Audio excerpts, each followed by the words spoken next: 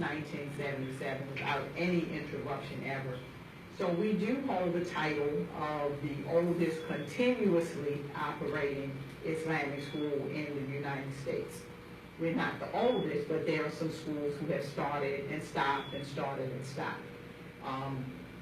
But that's the record that we hold now. We've had a Muslim in Maryland who did her PhD thesis on full-time Islamic schools.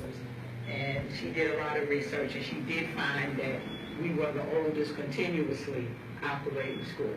So this will be the 40th year of operation of the Islamic Community School. Aside from the fact that the teachers all volunteer, the other thing is that we really want to service the students who live in the city. Since 1977, a lot of schools have come about. Many of those schools were founded by people who were immigrants to this country, and their finances were somewhat better in a higher or different socioeconomic group.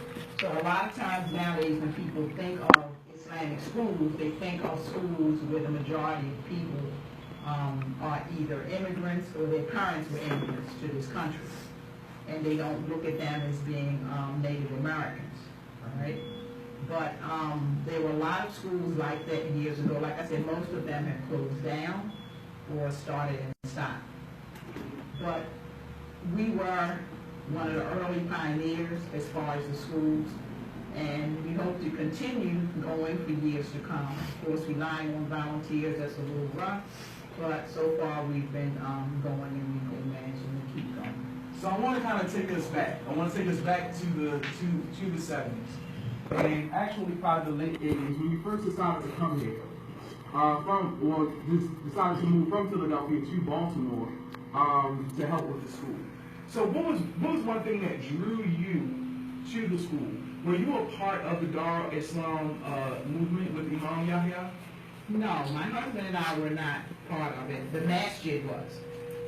But we were welcomed warmly because it was the kind of the Dar Islam organization was the kind of organization that some people did take bayah, or they made a commitment to the leader, Yahya, in New York, and some did not. So we were warmly welcomed, even though we never were officially part.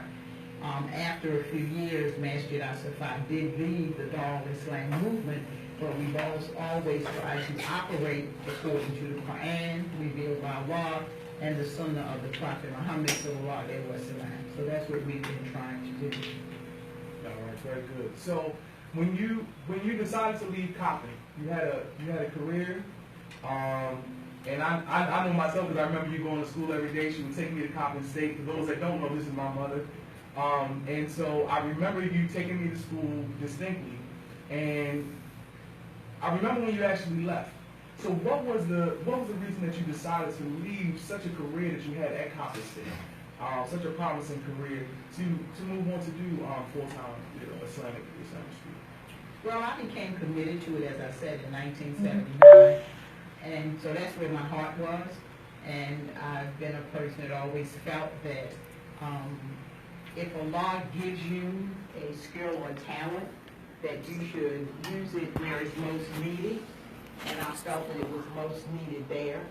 So that's why I decided to just be to school full time. Okay, very good. So at that particular time that you